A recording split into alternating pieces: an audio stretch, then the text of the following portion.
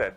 So the book that I'm talking about today is a book that actually spoke to me. It actually helped me understand much more about myself than any other book has ever done. I'm a true blue introvert. Hands up for people who identify with that statement. Okay? So hopefully by the next few slides, I'll be able to make you guys understand that 7, 8 people who identify with that statement of being an introvert, why are they acting in that manner? And what does the 98% of the extroverts in the room can do to actually engage with us better? Yeah? Hands up for people who said none. That's the right answer. None of the faces that you see over here are extroverts. They are true blue introverts. And that says a lot. Earlier, Nair said something about managers and leaders. And he spoke about a few names, namely Bill Gates, Zuckerberg, Elon Musk, if I remember correctly.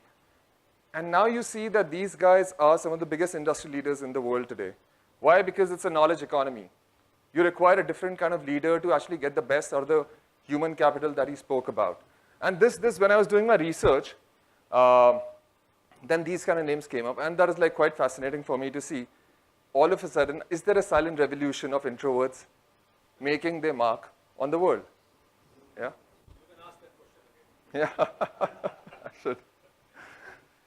But okay, carrying on. So what I've done is I've taken incidents and I'll try and tell you some stories. Yeah, because this is a very intimate topic to me, so I think I can do a little bit of storytelling. Everybody knows about the racial segregation in the 1950s and earlier in US.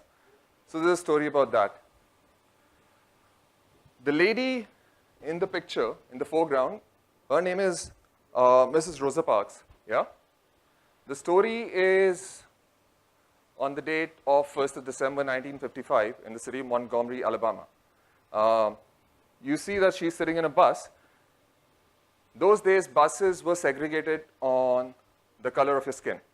There was a colored section, and there was a whites-only section. So typically, a person of color can sit in that section, but if the whites-only section has been filled out, then that person has to get up and give the seat to a white.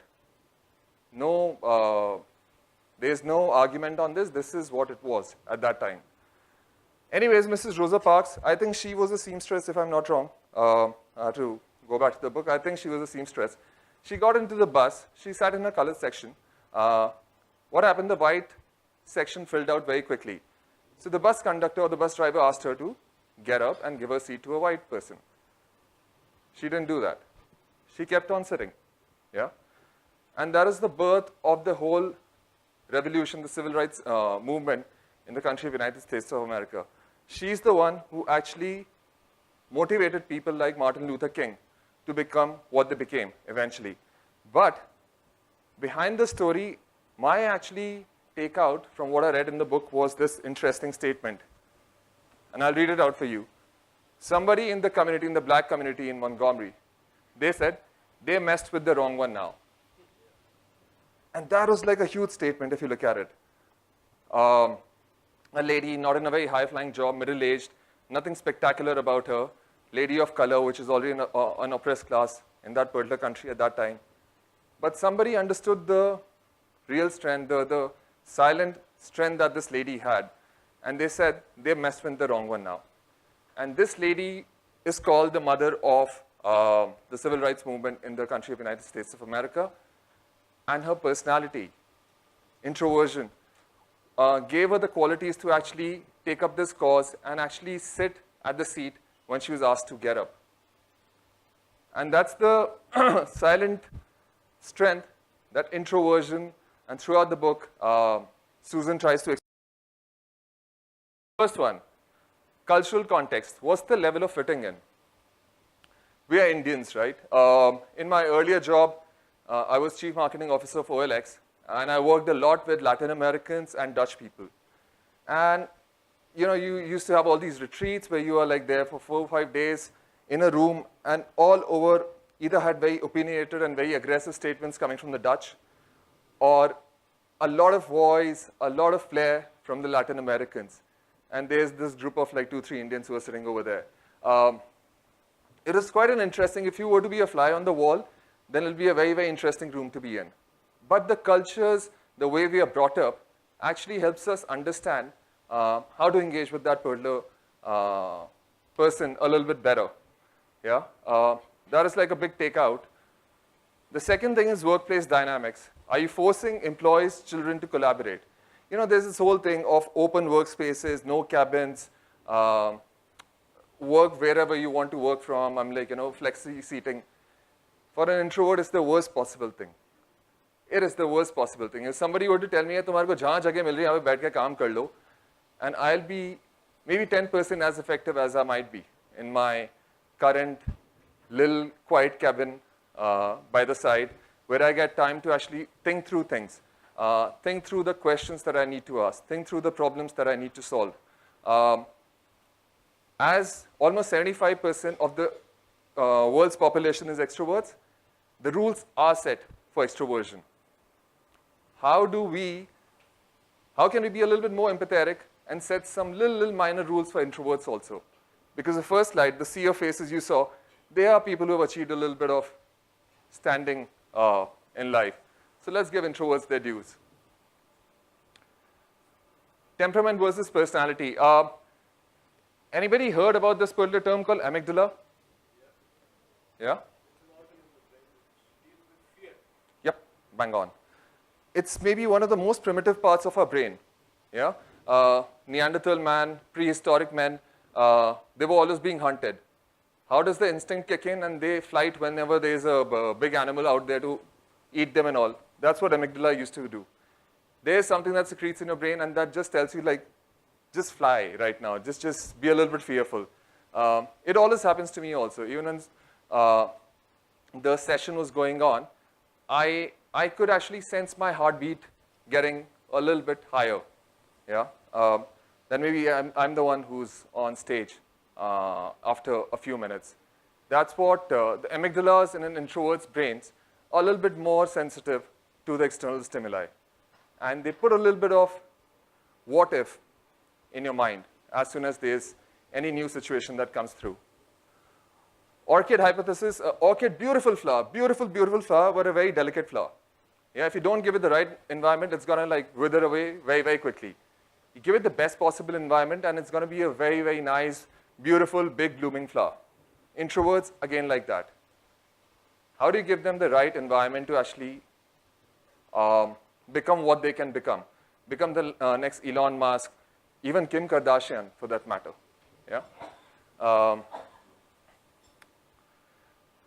Everybody knows this man, sage of Omaha, Mr. Warren Buffett. Little story, global meltdown happening. Everybody is like throwing their stocks away, so on and so forth. This man, he just wasn't going away. He started picking up stocks. Yeah. These four companies that are really, really hurting because of the subprime crisis, Goldman Sachs, Dow, Mars, Bank of America, he wasn't getting affected by whatever was happening around him. And he was being extremely rational, cut out all the emotions that were going through at large over here, and picked up huge amount of stocks in this.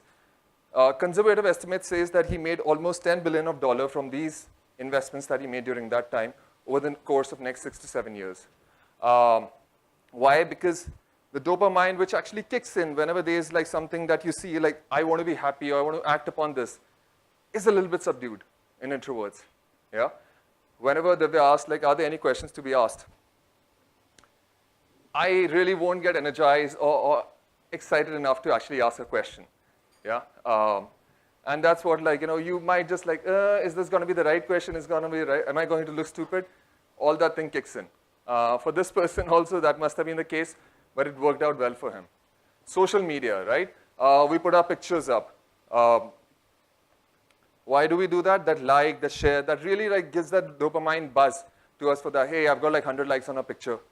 I am a little bit of superstar on a daily basis. Yeah? Introverts don't do that.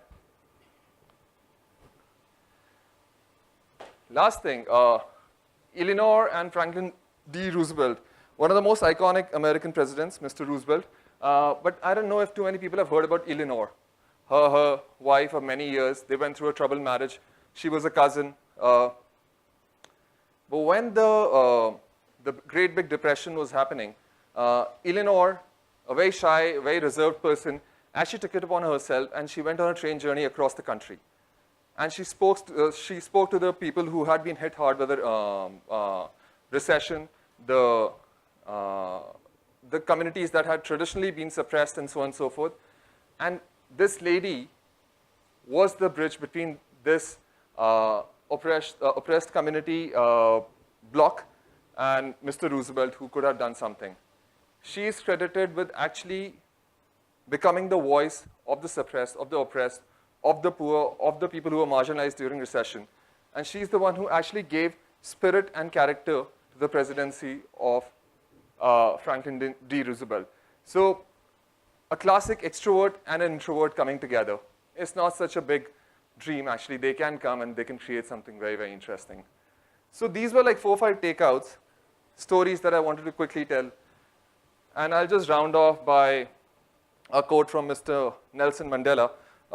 Again, I'll read it out. I went as an observer, not as a participant, for I do not think that I ever spoke.